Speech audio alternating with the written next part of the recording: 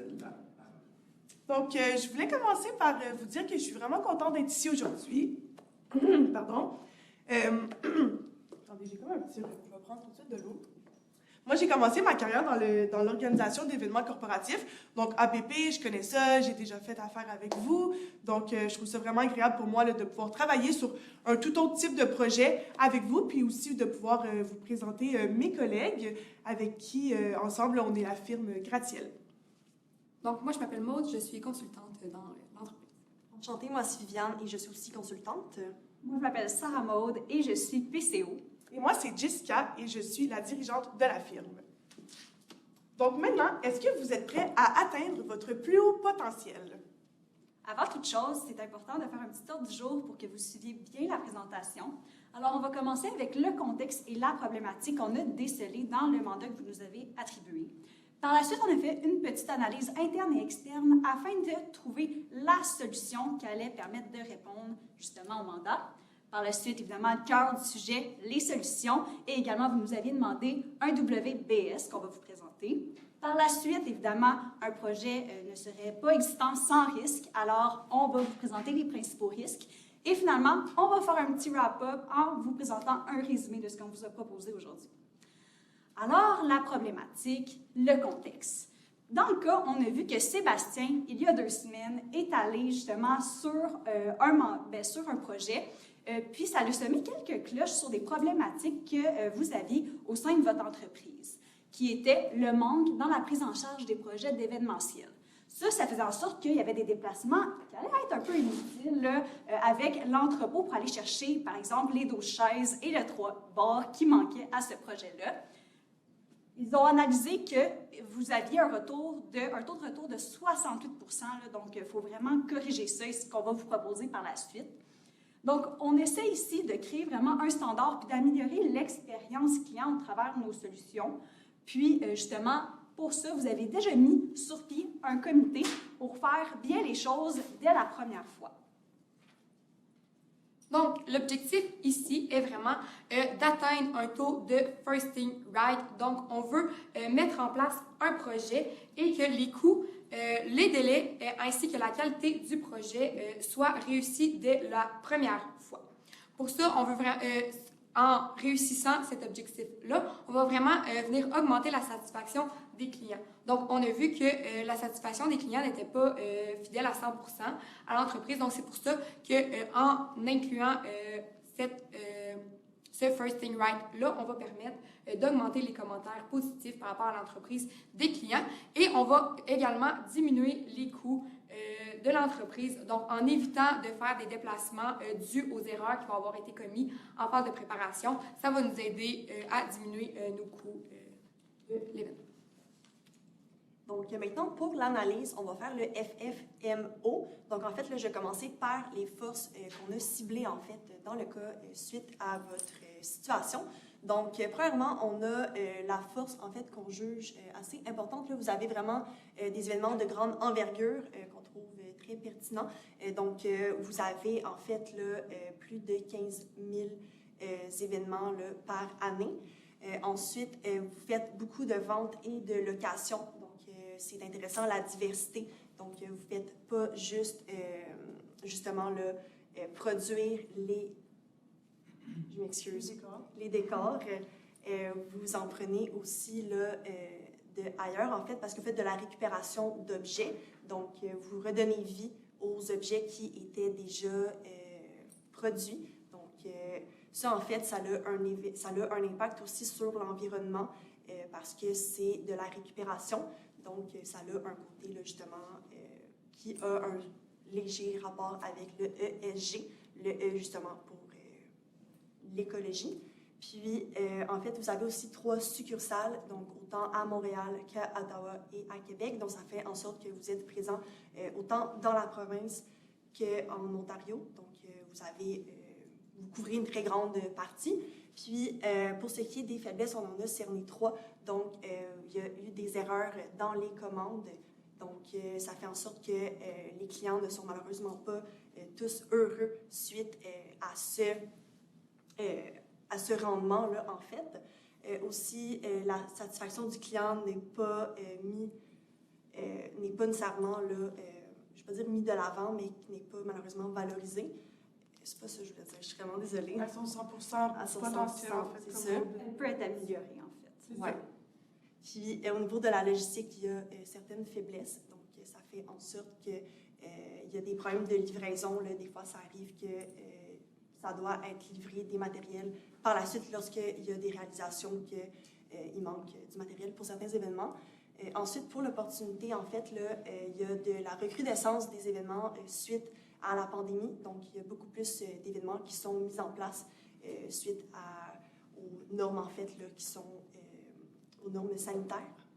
Puis, au niveau de la technologie, c'est des opportunités parce que, autant au niveau d'un événement que pour la planification, ça permet d'aider à la mise en place. Puis finalement, la menace, on a ciblé la concurrence. Donc, il y a d'autres entreprises qui font partie du milieu événementiel.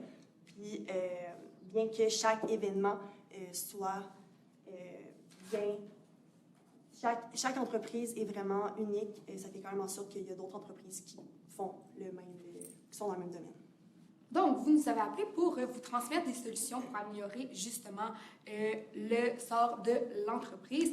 Nous croyons vraiment qu'augmenter en fait la vérification au niveau de la planification serait une des solutions qui pourrait augmenter, faire diminuer en fait les coûts de l'entreprise et augmenter la satisfaction des clients. Donc, nous croyons que si vous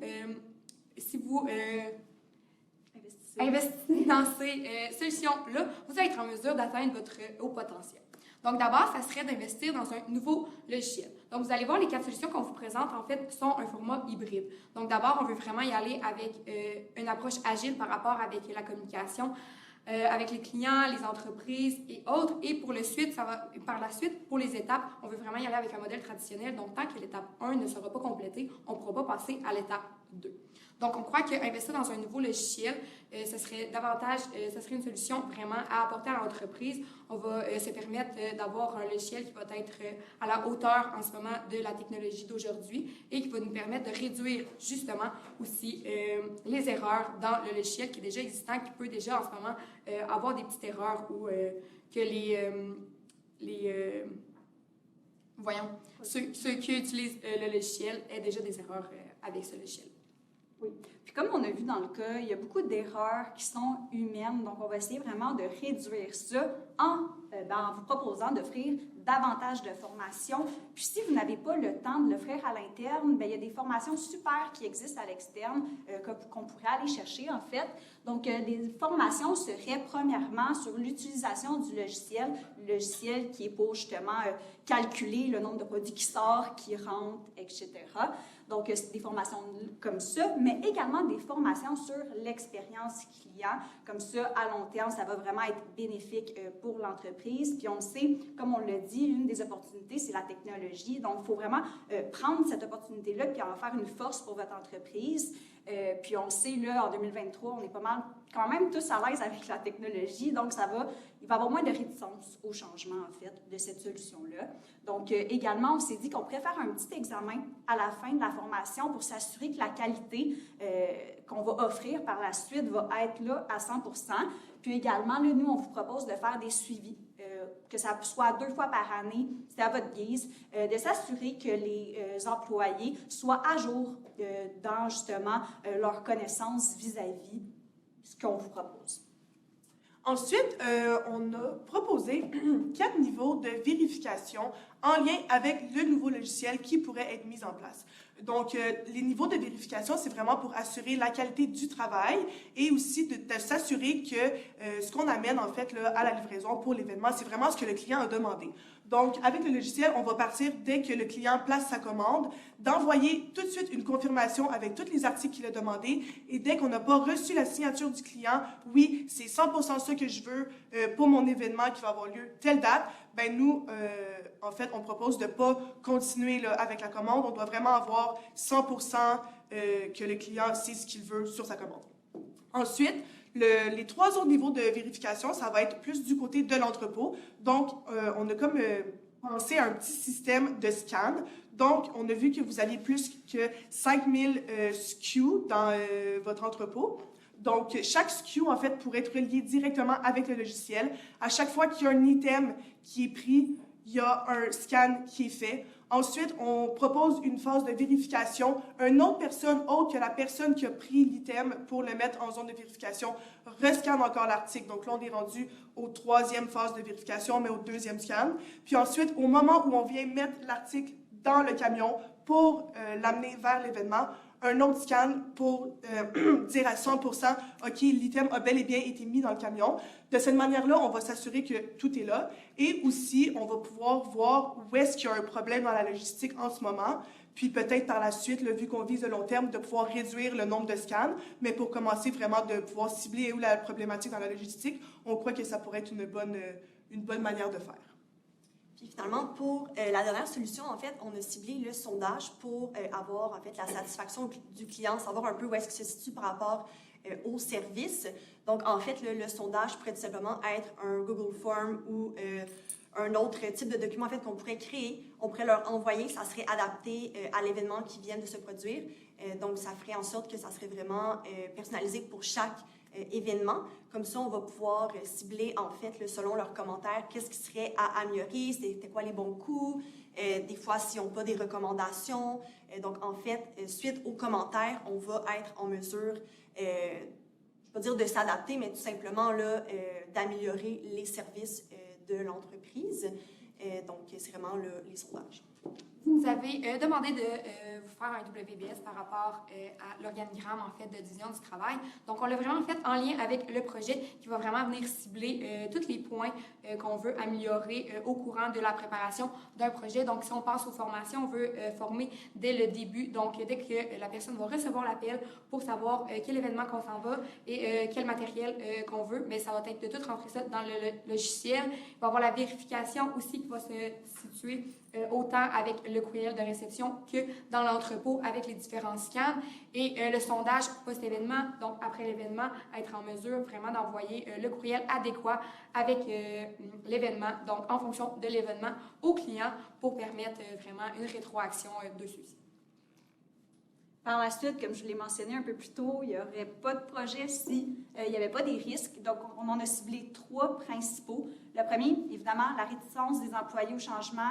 On sait des fois le nouveau logiciel, faire plus de scans, après faire en sorte qu'ils soient comme « Oh non, je dois apprendre des nouvelles choses ». Bien, évidemment, il y a des probabilités très fortes que ça l'arrive, mais nous, nos mesures qu'on vous propose afin de justement réduire ce risque-là, ce serait d'offrir encore là des formations, comme je vous l'ai mentionné, d'avoir une communication qui est transparente avec vos employés sur la progression de comment ça va. Justement, ça touche le G, qui est la partie sociale, d'avoir justement une certaine transparence avec les employés. Par la suite, on vous propose d'offrir des mesures de récompense parce qu'au final, vous allez économiser de l'argent en faisant moins de déplacements. Donc, pourquoi pas offrir à la fin de l'année peut-être un certain pourcentage à vos employés de ce que vous avez économisé sur l'année. Par la suite, il y a le bris des équipements.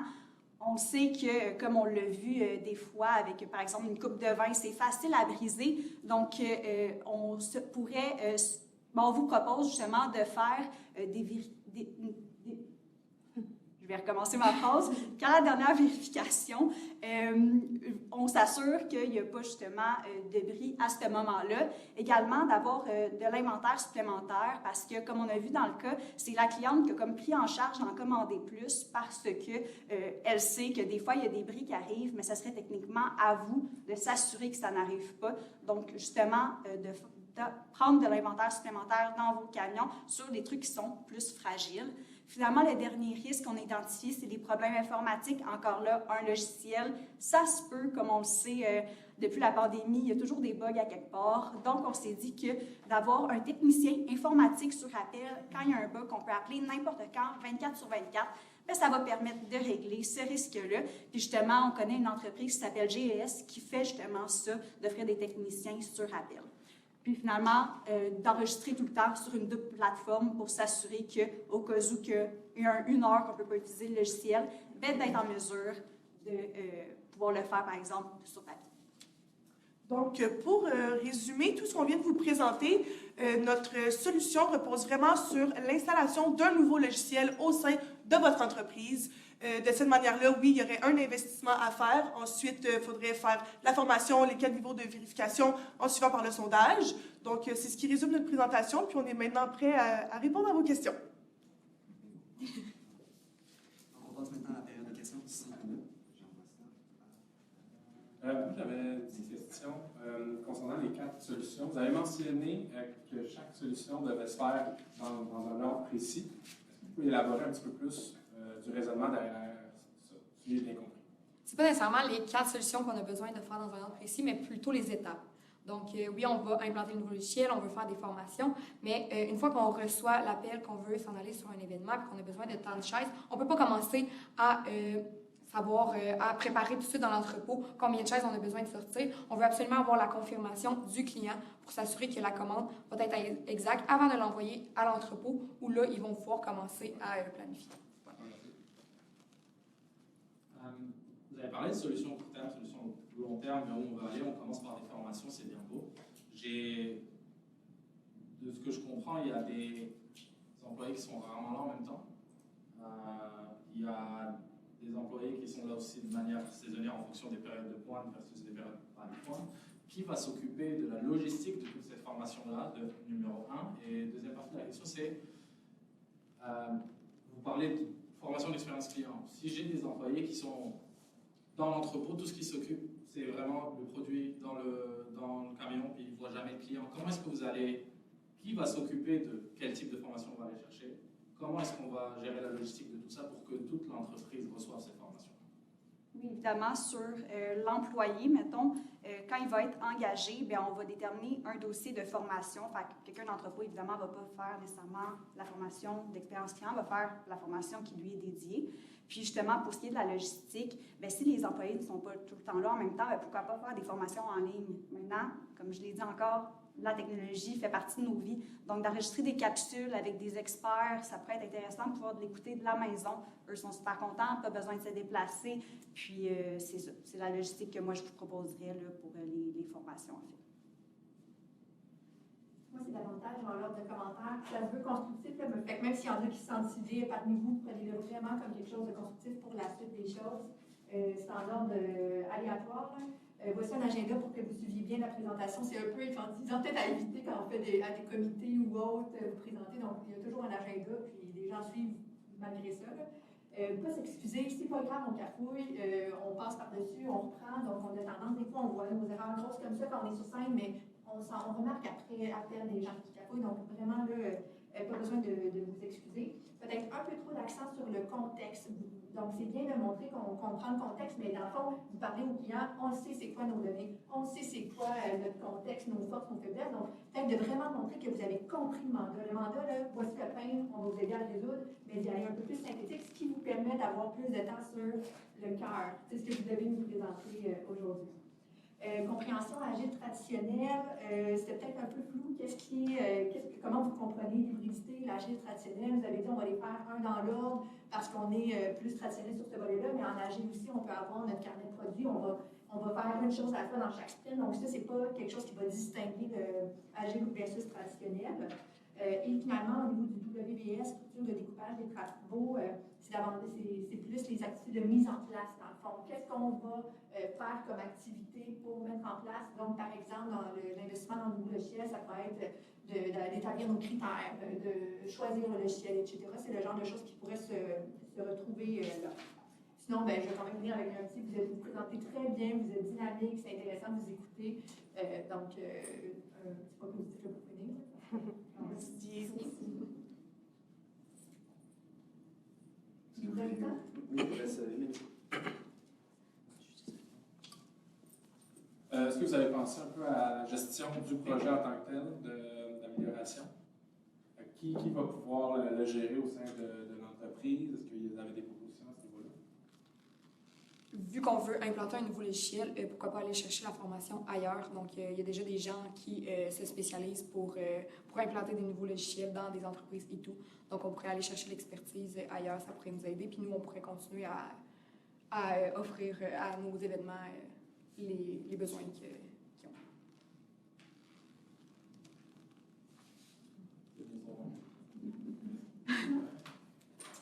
Ben, écoutez, moi, c'était plus